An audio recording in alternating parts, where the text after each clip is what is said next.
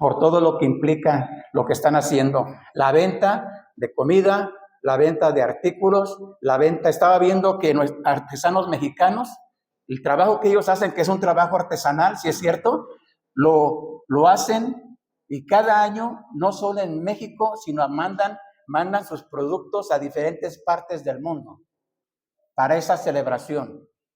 Y hacen unas figuras artesanales impresionantes, pero ¿sabes de quién? Sí lo sabes, la Catrina. La Catrina es la muerte. La Biblia dice de la muerte, se refiere obviamente no a algo bueno, no a algo que Dios esté de acuerdo. Y la Biblia dice que Satanás, el diablo, es quien tenía el dominio de la muerte. Aquel que tenía el imperio de la muerte. Claro, el Señor Jesús lo venció, dice la Biblia, pero debemos de tener cuidado, porque sutilmente así es Satanás. Así es.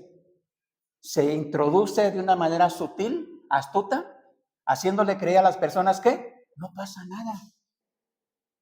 No pasa nada. No sucede nada. Si haces o participas o compras, etcétera, no pasa nada. Solamente es una tradición, una buena costumbre. No es el tema que quiero compartirte en esta mañana. El tema es otro, pero quiero comentarlo porque en México cada vez es más común. Y miles y miles y miles de personas, familias, ¿no? Están siendo atrapados, engañados por estas celebraciones. Independientemente de lo que gasten económicamente, ese no es el punto. Independientemente, la práctica de esta tradición sigue llevando a muchas personas, ¿no?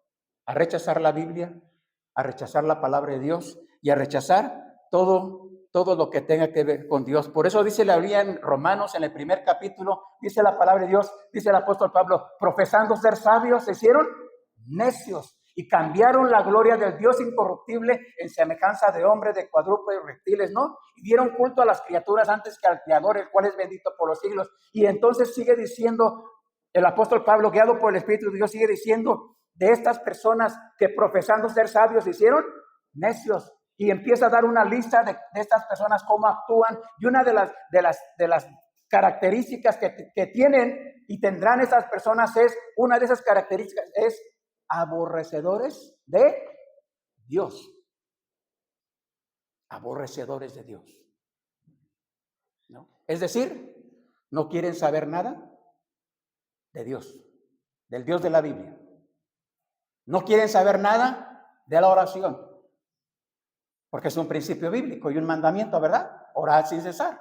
No quieren saber nada de lo que tenga que ver con el Dios de la Biblia, el Dios verdadero.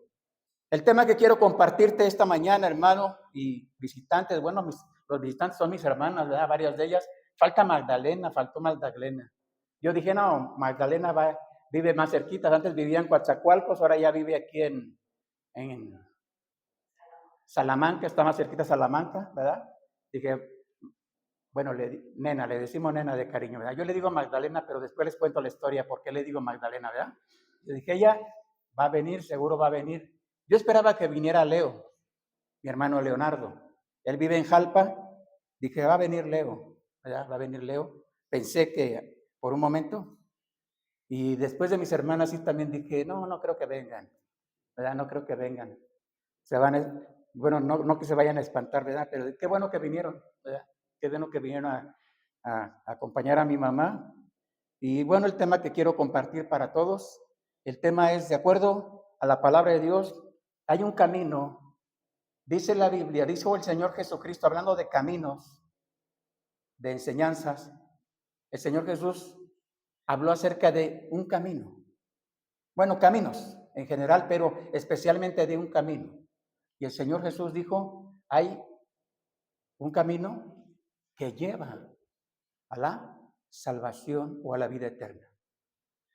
Un camino lo describió como un camino angosto o estrecho.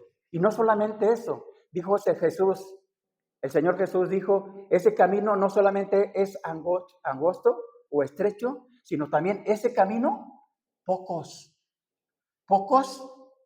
lo hallan.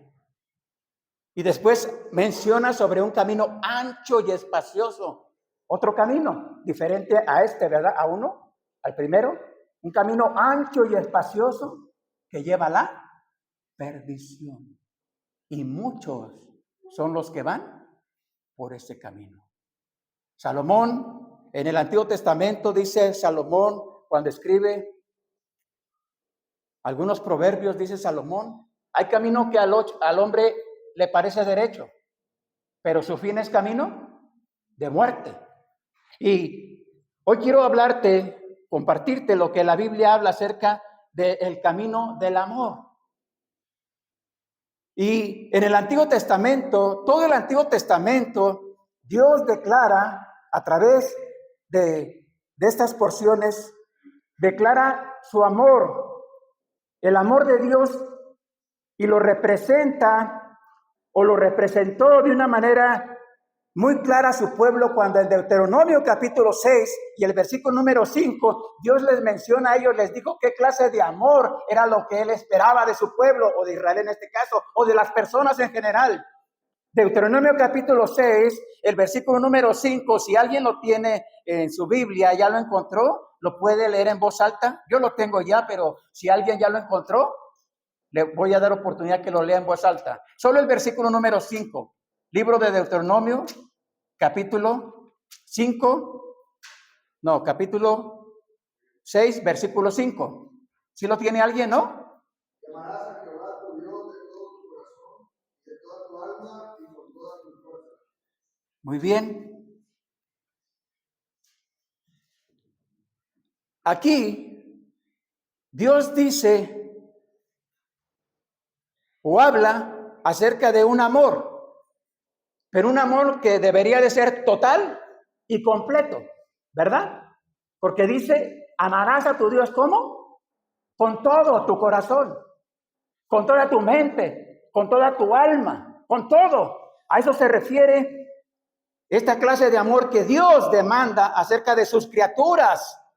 Un amor rendido solo a Él y expresado en tres cosas importantes que menciona también el Antiguo Testamento. Dios lo menciona en el Antiguo Testamento. Expresado a través del servicio, a través de la obediencia y a través de la reverencia también. Dice la Biblia en el Nuevo Testamento, en un momento más vamos a ir al Nuevo Testamento, que en Primera de Juan, capítulo 5, dice el apóstol Juan, y este es el amor a Dios. Es decir, y este es el amor a Dios, que guardemos sus mandamientos, y sus mandamientos no son gravosos. En un sentido, los padres, los que tenemos hijos, por la gracia de Dios, los que tenemos hijos, en un sentido, los padres demandamos de nuestros hijos que nos amen. Y ellos, ¿cómo muestran el amor hacia nosotros, hacia sus padres? ¿Cómo nos muestran su amor? Que nos aman. ¿Cómo nos deberían demostrarlo? ¿Cómo? Obedeciéndonos, ¿o no? Pero a veces expresamos mal nuestro amor, porque a veces cuando nuestros padres quieren lo mejor para nosotros, cuando nuestros padres nos quieren disciplinar o nuestros padres nos quieren instruir, ¿verdad? Y equivocadamente pensamos, o le decimos, no, sí papá yo te amo, sí mamá yo te amo, pero no les obedecemos, ¿no?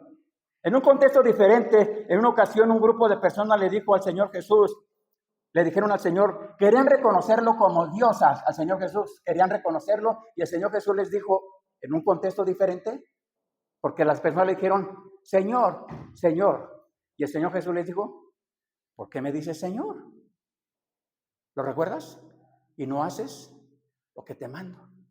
Lo querían reconocer como su Dios, o como su Señor, o como su Salvador, pero sus actitudes o sus actos estaban demostrando lo contrario. Ahí adelante, en el capítulo 10 del libro de Deuteronomio, adelantito, fíjate lo que, si quieres me puedes seguir con tu vista, yo estoy ahí, voy a darle lectura al versículo número 12, capítulo 10, versículo 12 de Deuteronomio, y dice la Biblia, ahora pues Israel, ¿qué pide Jehová tu Dios de ti?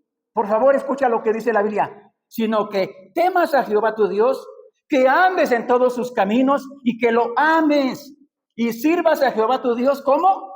con todo tu corazón, con toda tu alma, que guarde los mandamientos de Jehová y sus estatutos que yo te prescribo hoy para que tengas prosperidad. Y sigue, bueno, hasta el versículo 13 leí. Mira lo que dice la Biblia, ¿verdad que es bien claro Dios con respecto a lo que Dios demanda de su creación, de sus hijos? Que lo amemos a Él. ¿Cómo? Con todo nuestro corazón, con toda nuestra alma, que guardemos sus mandamientos, ¿no? Sus estatutos, sus preceptos, porque todo eso Dios lo dio para nosotros, para nuestro bienestar, para nuestro beneficio.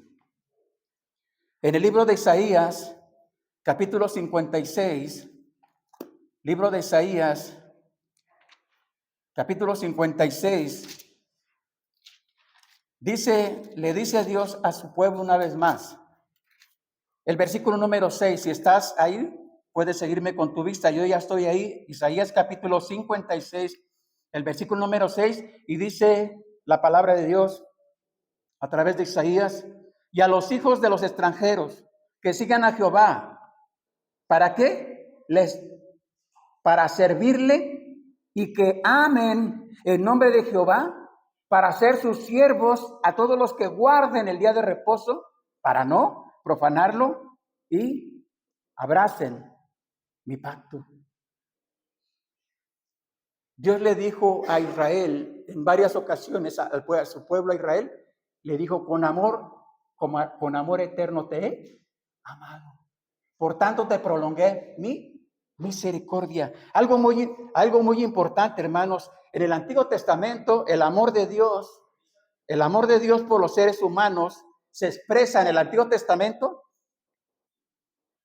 se expresa con varios términos, en el Antiguo Testamento, con varios términos, refiriéndose a la palabra amor, porque en el Antiguo Testamento no aparece el término ágape, no aparece. Aparece, por ejemplo, un término refiriéndose al amor, por ejemplo, kesed, que significa misericordia o fidelidad, o aparece ken, con K de kilo, H-E-N, ken, que es una palabra obviamente hebrea, y la traducción significa favor o gracia, o aparece otra palabra más en el Antiguo Testamento, en todo el Antiguo Testamento, que se llama, que dice rikam. Rikam la Biblia se refiere a la misericordia o a la compasión de Dios. Es decir, que este amor en todo el Antiguo Testamento, este amor del cual habla Dios, se expresa sobre todo en actos históricos por los que Dios eligió, creó, libertó y guió a su pueblo en todo momento. Ese amor nace solamente de la pura gracia de Dios. Cuando Israel pensó que él era mejor que las otras naciones, cuando Israel pensó que él era mejor que las demás naciones que ya existían, Dios le dijo, estás equivocado. Te amé por pura gracia y por mi misericordia, nada más. No tienes que jactarte, no tienes que envanecerte. Todo es por gracia y misericordia. Dice Jeremías capítulo 12, allá adelantito, si alguien lo puede encontrar y leer en voz alta, 2 versículos, Jeremías capítulo 12, 3 versículos del 7 al 9. Yo ya estoy ahí, pero puedo esperar si alguien lo lee en voz alta, por favor. En voz alta lo puede leer alguien que no tenga, hombre o mujer. Jeremías capítulo 12, versículos 7 al 9. ¿Nadie lo tiene? Adelante, en voz alta para que oigan los demás, por favor. He dejado mi casa, desamparé mi heredad, he entregado lo que amaba mi alma en manos de mis enemigos.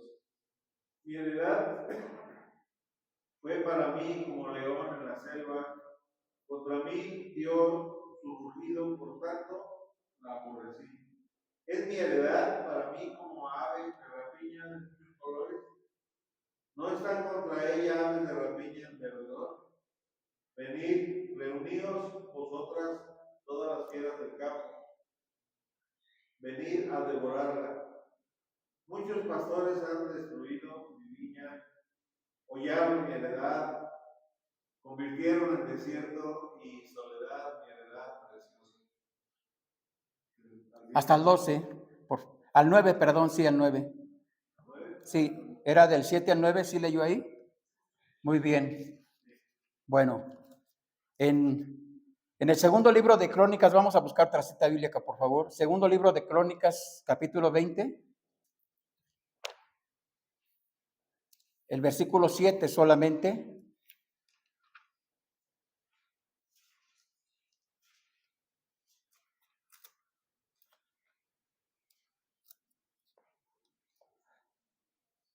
Si alguien lo tiene en voz alta, el versículo 7, segundo libro de Crónicas, capítulo 20, versículo 7 en voz alta, por favor. Si alguien lo tiene. Dios nuestro, no echaste tú los moradores de esta tierra delante de tu pueblo Israel, y la diste a la descendencia de Abraham conmigo para siempre. A ver, si es el versículo que leí, 27. Muy bien. En estas porciones bíblicas nos habla un poco de lo que Dios hace, ¿no? Como guía, pero todo esto, hermano, nace solamente de su gracia y de la misericordia de Dios. Y en el Nuevo Testamento, el Señor Jesús recibió la ley en general, la ley en el mandamiento del amor a Dios y al prójimo. Según Mateo, capítulo número 7, versículo 12, el evangelista Mateo nos relata cómo el Señor Jesús, en el Nuevo Testamento y durante su ministerio, él resume la ley en el mandamiento del amor a Dios y al prójimo. Dice Evangelio de Mateo, capítulo 7, versículo número 12. Si alguien lo tiene, lo puede leer en voz alta. Capítulo 7, versículo 12. El 12.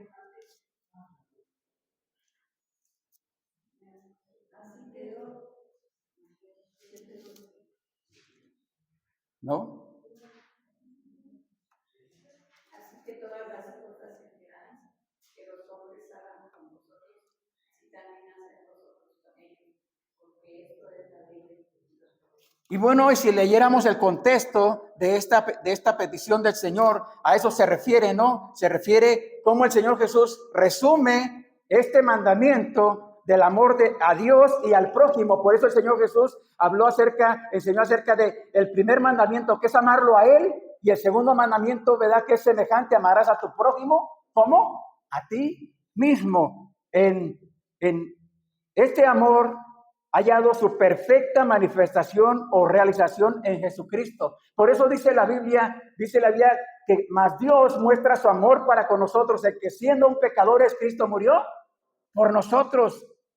En la muerte y en la resurrección del Señor Jesucristo es donde Dios ha puesto en acción su amor para nuestra redención. El amor que menciona 1 Corintios 13 se refiere al amor del Padre, al amor ágape, al amor que tú y yo no podemos expresar humanamente. ¿Por qué? Porque nosotros no tenemos esa clase de amor. Humanamente hablando, cuando nosotros los seres humanos expresamos ese sentimiento, esa emoción que en ocasiones le llamamos amor, déjame decirte que no tiene nada que ver con este amor que menciona primera carta a los Corintios capítulo 13. La clase de amor que nosotros expresamos humanamente hablando es un amor emocional, ¿no? Es un amor circunstancial, es un amor convenenciero, es un amor, bueno, alguien lo describe como, hay amores que matan, ¿verdad? Un cantante escribió una canción muy famosa, creo, bueno, que no sé si sea tan famosa, ¿verdad? Dice, algo así dice decía que la amara, lo amaba, pero lo dañaba, ¿no? O sea, dices que me amas, pero me dañas, ¿no? O me lastimas. Una clase de amor, el amor que los seres humanos expresamos, hablando humanamente, es un amor que no tiene nada que ver con el amor de Dios. Por eso, en la muerte y en la resurrección del Señor Jesús, Dios estaba mostrando su amor para nuestra redención. Por eso dice la Biblia que al que no conoció pecado, ¿se refiere a Jesús? Por nosotros lo hizo pecado. Por eso dice la Biblia, el justo por los injustos, el santo por los pecadores. El que no conoció pecado, por nosotros lo hizo pecado para que nosotros llegásemos a hacer justicia de Dios en él. Y la buena noticia para todas las personas es que la redención es universal. Dios ama a toda la humanidad. Dios no ama a unos y a otros los aborrece. Dios no hace excepción de personas, porque la salvación de Dios o el amor de Dios es para toda la humanidad, para todos. Jesús murió en la cruz del Calvario por toda la humanidad. Aún todavía los que no han nacido, por ellos ya murió en la cruz del Calvario. Ya dio su vida, ya ofreció ese sacrificio perfecto. Y está entonces abierta la puerta, el camino para la salvación de todas esas personas, todas esas almas. No. La muerte voluntaria del Señor Jesús es obra del Padre y del Hijo, y es la muestra de ese amor que describe la Biblia. En Filipenses capítulo 2 dice la palabra de Dios que el Señor Jesús, antes el Señor Jesús había declarado: nadie me quita la vida, nadie me la quita, yo mismo de mismo la pongo, tengo poder para ponerla y también tengo poder para volverla a tomar. Nadie obligó a Jesús a ir a la cruz del Calvario, nadie, ni el Padre. Lo hizo, todo lo que Jesús hizo, ¿no?, por toda la humanidad en la cruz del Calvario, lo hizo por amor, porque nos ama. La Biblia dice que Dios no quiere que nadie perezca, sino que todos procedan al arrepentimiento. Efesios capítulo 2, versículo 8 y 9 dice la palabra de Dios: porque por gracia sois salvos, por medio de la fe, y esto no de vosotros, pues es un don de Dios, regalo de Dios, no por obras. ¿Para qué? Para que nadie se gloríe. En Romanos capítulo 5, por favor, busque esa cita bíblica conmigo, por favor. Romanos, a lo mejor lo sabes de memoria, pero qué mejor es ir mejor a textualmente lo que la Biblia nos dice. Romanos capítulo 5, por favor. Y tal vez aquí algunos de ustedes, algunos de nosotros, vamos a recordar, deberíamos recordar constantemente lo que Jesús hizo por su gracia en nuestras vidas a través del Evangelio. Cuando nos compartieron la palabra de Dios, cuando nos expusieron el plan de salvación, cuando nos mostraron con la Biblia que de acuerdo a la palabra de Dios somos pecadores y nuestro pecado nos separa de Dios, hay un gran abismo que nos separa y es necesaria una reconciliación, porque somos enemigos de Dios. Siendo enemigos, dice la Biblia, fuimos reconciliados por Jesús. ¿Con quién? Con Él. Romanos capítulo 5. Mira, por favor, hermanos, si estás ahí, lo que dice la Biblia. Versículo 5. Lo puedes leer conmigo si quieres en voz alta. Y dice el versículo 5: y la esperanza no avergüenza, porque el amor de Dios ha sido derramado en nuestros corazones por el Espíritu Santo que nos fue dado. A ver. Dice aquí la Biblia, y en otras porciones también, pero aquí la Biblia es tan clara, tan sencilla, que aquí dice la Biblia que el amor de Dios fue derramado, ¿en dónde? En nuestros corazones. ¿En qué corazones? ¿En todos?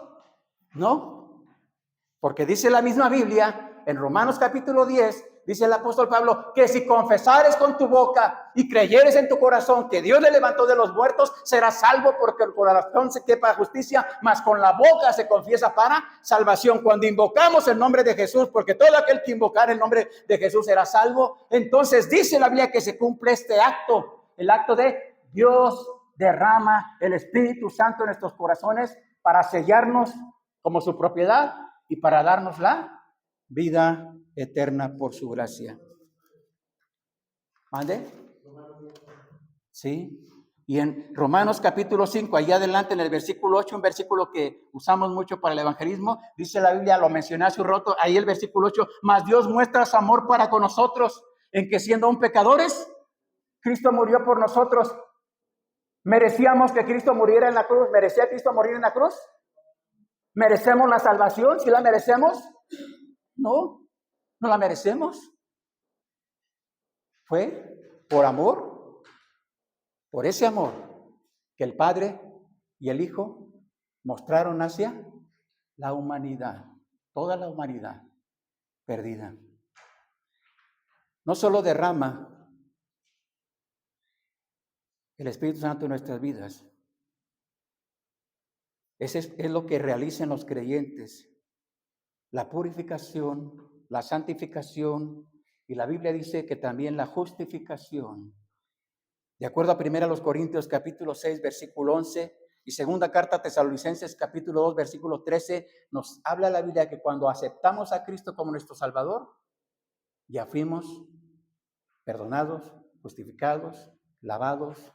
Y dice la Biblia, la palabra de Dios, que ya no hay ninguna condenación para los que están en Cristo Jesús, o los que hemos creído en Cristo Jesús. Quiero darte un dato histórico. ¿Por qué el apóstol Pablo escribe a los Corintios, especialmente, por qué mete en el capítulo 12 de primera carta a los Corintios, todo el capítulo 12 enseña sobre los dones espirituales? Todo el capítulo 12. Y después el capítulo 14 enseña sobre cómo usar esos dones espirituales. ¿Por qué el apóstol, guiado por Dios, mete en el capítulo 13, habla acerca del amor? ¿Por qué? Y deja darte un dato, porque mira lo que dice la historia acerca de Corinto. Corinto fue una ciudad en cierta época muy próspera. Era un puerto y llegó a ser una ciudad donde el tráfico de personas, de negociantes, de comerciantes, llegó a ser tan famosa esa ciudad de Corinto, pero no nada más famosa en cuanto al comercio y todas estas cosas materiales, sino también Corinto llegó a ser una ciudad contaminada por la maldad, por el pecado, por la rebeldía. Y llegó a ser tal la situación en Corinto que inclusive ¿has escuchado? Bueno, aquí yo no he ido, pero lo he visto y no creo que vaya a ir, ¿verdad? Aquí en los Estados Unidos hay especialmente una ciudad famosa, ¿verdad? Que la identifican como la ciudad del pecado. ¿No has escuchado? Qué bueno que no escuches eso, ¿verdad? ¿No? Una ciudad, ¿no? Que es famosa, ¿verdad? Y al parecer ahí hay casinos, ¿verdad? Casas de apuesta y etcétera, etcétera, ¿no? Inclusive creo que ahí eso es famoso, pero porque no es en el día, especialmente en el día, sino en las noches y todo esto. Le llaman la ciudad del pecado. ¿Sí has escuchado? Yo no he ido, a lo mejor si me invitan, a lo mejor no iría, ¿verdad? Pero no he ido. ¿Quién sabe si me invitan después? Pero he escuchado. ¿Sabes? Corinto llegó a ser eso. Una ciudad perversa. Una ciudad contaminada. Tenían un templo, una acrópolis como otras culturas, un templo especialmente a una altura de cerca de 600 metros de altura, en un lugar alto obviamente. Tenían la imagen de una diosa, la cual no solamente adoraban los corintios, sino muchos de las personas que llegaban ahí a comerciar, etcétera, adoraban esta imagen. Y la imagen, dice la historia, que esta imagen era de una mujer, una deidad. Los griegos, Afrodita, la diosa griega del amor, así la reconocían. Y había unas 1000 sacerdotisas que eran mujeres que se prostituían religiosamente, vivían y trabajaban ahí y bajaban a la ciudad en la tarde. A la ciudad de Corinto bajaban esas 1000 sacerdotisas para prostituir, ofrecer sus servicios a los hombres de la ciudad y los visitantes. De tal manera que cuando la iglesia en Corinto se estableció a través de la obra misionera, la misma iglesia se corrompió. La iglesia de Corinto se corrompió.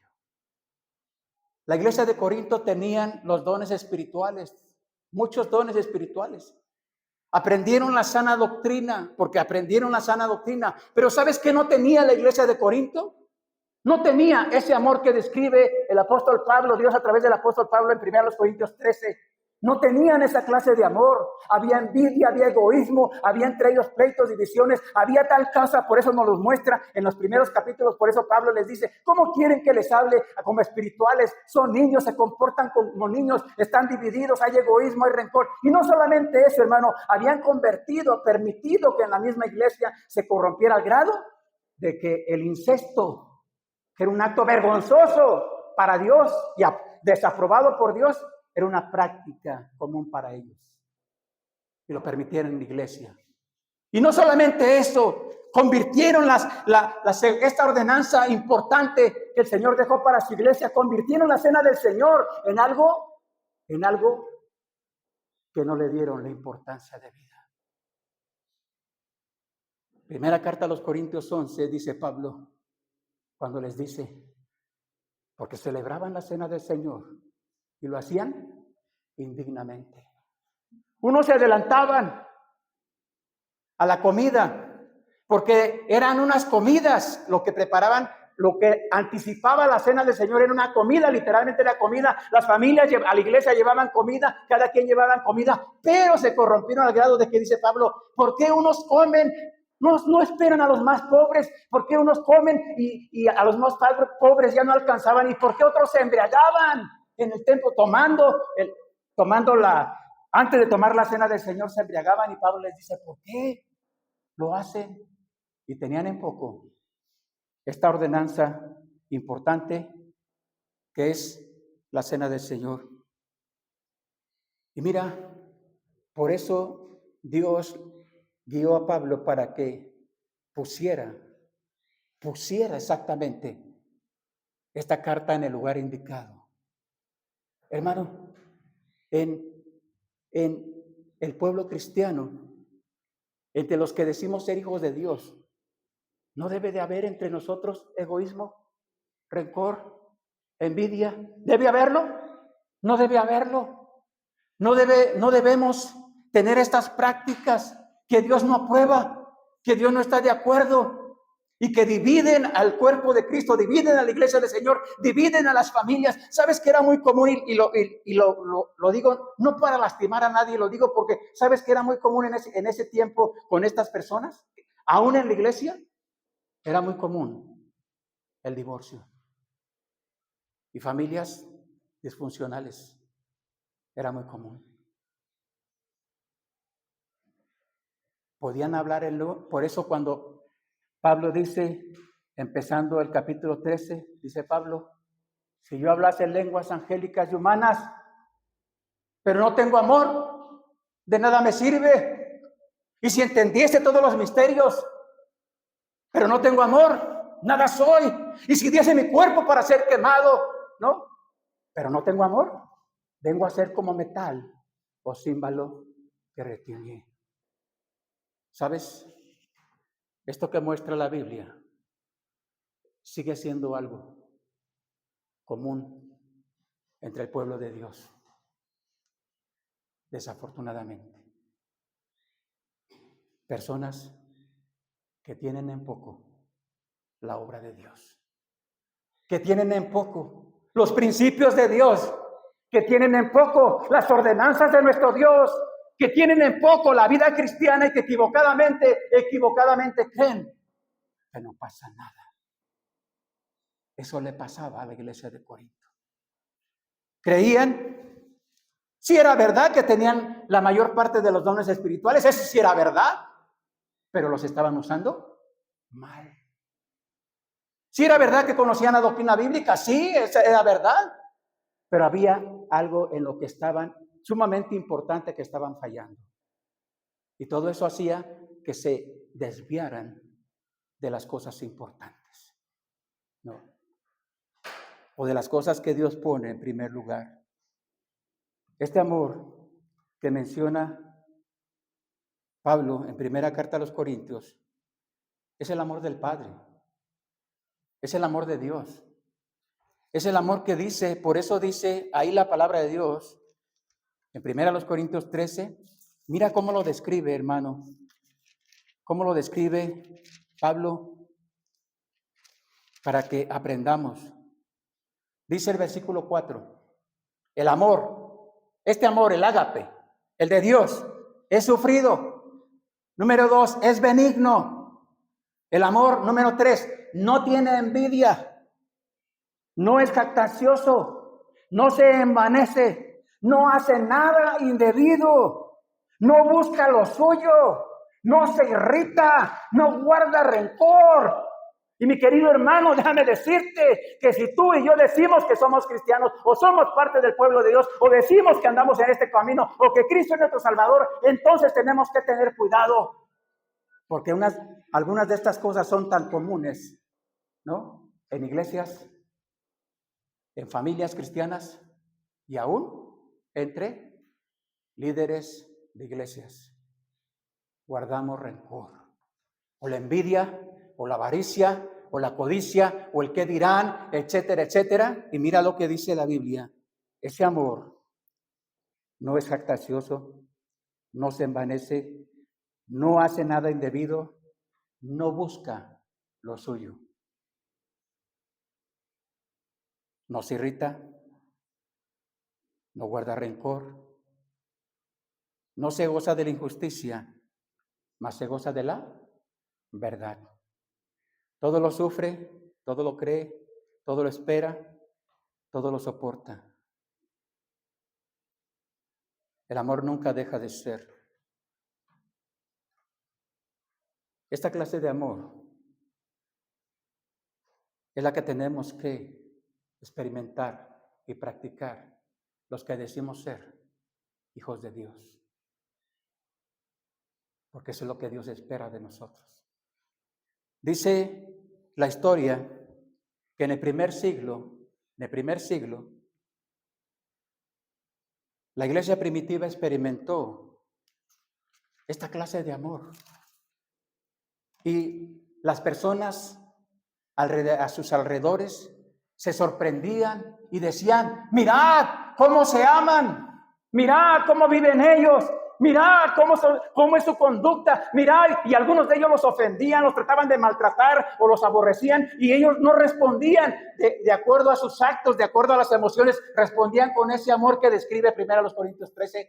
El amor todo lo cree, todo lo espera, todo lo sufre, todo lo soporta. Las reuniones de la iglesia primitiva llegaron a ser como las fiestas del amor, ágape, las fiestas ágape, las fiestas del amor. Llegaron a ser conocidas porque no solamente por lo que comían, sino por la convivencia. Y mira lo que dice la Biblia: estaban constantemente, la iglesia primitiva estaban unánimes, fervientes, gozosos, con alegría y sencillez de corazón, compartiendo los alimentos. Se refiere a la Santa Cena también, y a alimentos con todas las personas, no nada más con la iglesia, con todas las personas. Y dice la Biblia, ¿no?, que todos los días en el templo y por las casas no cesaban de enseñar y predicar a Jesucristo, y el Señor añadía a la iglesia los que habían de ser salvos. Y eso es lo que dice la historia con respecto a la iglesia primitiva en el primer siglo. Hay un relato que es triste y ahí está en la historia. Después de ese primer siglo, empezó a surgir algunas cosas en la iglesia primitiva, y entonces cambió la frase, y la frase ya no era mirad cómo se aman. No. La frase cambió y sigue estando actualmente. Yo creo que sigue estando vigente. ¿Sabes cuál es la frase ahora? ¿Qué te imaginas? Mirad cómo se dividen, cómo se odian, cómo se aborrecen, cómo se atacan, están unos contra otros. ¿Y sabes qué? La gente tiene razón. Porque a veces, equivocadamente, damos lugar a eso. A que eso haga efecto en nuestras vidas. La historia nos sigue mostrando los efectos o las consecuencias, hermano, de lo que el pueblo de Dios estamos haciendo o tratando de hacer. El Señor Jesucristo dijo que el mundo nos conocería. Jesús dijo, el mundo los va a conocer. Y los va a conocer si tuvieran amor los unos por los otros. En eso el mundo los va a conocer. Y también dice la palabra de Dios, este es el amor a Dios, dice 1 de Juan 5, ¿no? Y este es el amor a Dios, que guardemos sus mandamientos, y sus mandamientos no son gravosos. Por eso, hermanos, este es el camino que muestra Dios, que muestra la palabra de Dios, es el camino en que tú y yo debemos andar, en que las iglesias que decimos ser verdaderas debemos andar, en que los matrimonios que decimos ser cristianos debemos andar, en que las familias, inclusive las familias completas, debemos andar. Este es el camino del amor, pero de esta clase de amor que describe la palabra de Dios, y no ese amor que en ocasiones equivocadamente pensamos que es correcto en nuestras vidas. No, hermano. No debe ser así. Por eso concluye, primera carta a los Corintios concluye diciendo Pablo, y ahora permanecen la fe, la esperanza y el amor, estos tres, pero el mayor de ellos es el amor. Y comienza el capítulo 14 con un mandamiento: seguid el amor, que sigamos ese amor o practiquemos ese amor que acaba de describir en el capítulo anterior. Ese amor que todo lo cree, que todo lo espera, que todo lo soporta. Yo no sé, hermano, yo no sé, ni tengo que saberlo, porque no es mi responsabilidad. Yo no sé qué clase de amor es el que tú estés experimentando contigo, con tu familia, con las personas que te rodean. Yo no lo sé. Pero ¿sabes qué? Hay alguien que sí lo sabe. Y es Dios. Si es la clase de amor que tú o nosotros debemos experimentar, andar, practicar en nuestras vidas, eso es lo que Dios espera de nosotros. No te quiero desalentar, desanimar. Si tú estás estudiando, estudia. No es malo estudiar. No es malo prepararnos, ni en lo secular, ni en la teología. Pero recuerda, debemos de tener cuidado, porque dice la Biblia que el conocimiento envanece, mas el amor edifica, ¿no? Un conocimiento correcto, usado de manera correcta, ¿no? Con el amor correcto, traerá bendición, no solo a tu vida o a nuestra vida, traerá bendición a las demás personas que te rodean.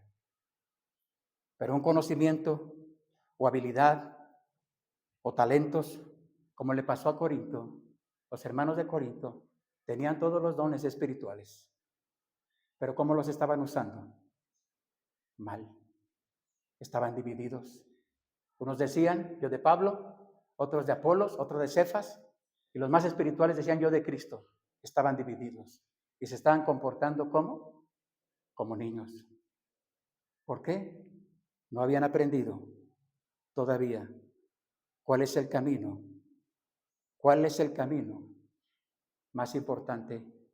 No solo para la salvación, primero para la salvación, sino también para andar, ¿no? Agradando y sirviendo a nuestro Dios como Él quiere que le sirvamos.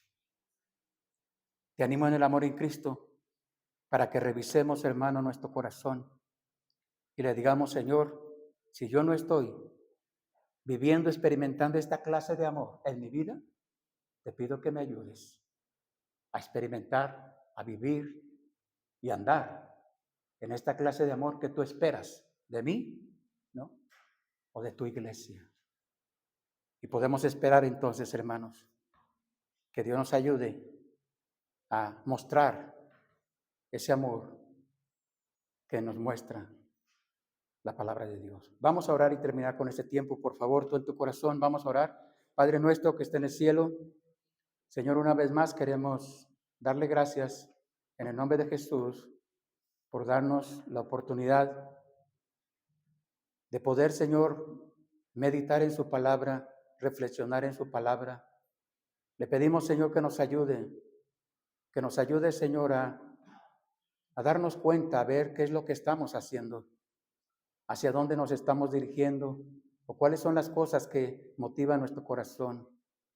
Ayúdenos, Señor, a no dejarnos desviar ni a diestra ni a siniestra con las cosas que estamos viviendo y que están pasando en este mundo. Ayúdenos a andar en este camino, el camino del amor, este verdadero camino, Señor, no solo, claro, de la salvación primero, por su gracia, pero también, Señor, como su iglesia, como su pueblo. Ayúdenos, tómenos en sus manos, Señor, y rogamos que si hay alguna persona aquí, Señor, que no le conoce, que no ha tenido un encuentro de salvación, que no ha sido el Espíritu Santo derramado en sus corazones, que estas personas o esta persona pueda tener un verdadero encuentro de salvación. No es suficiente decir, dice la Biblia, que no todo el que me diga Señor, Señor entrará en el reino de los cielos. No es suficiente decir que somos cristianos, que somos hijos de Dios. Dice la Biblia que por nuestros frutos seremos conocidos. El árbol bueno da un fruto bueno, así que rogamos, Señor, que ayude a las personas que aún no han tenido un encuentro de salvación. Lávenos, Señor, guárdenos, quédese con nosotros, Padre, y permita que sigamos adelante con este tiempo de adoración y de servicio. Se lo rogamos en el nombre de Jesús, nuestro bendito Salvador. Amén. Gracias. Les invito, por favor, que los que puedan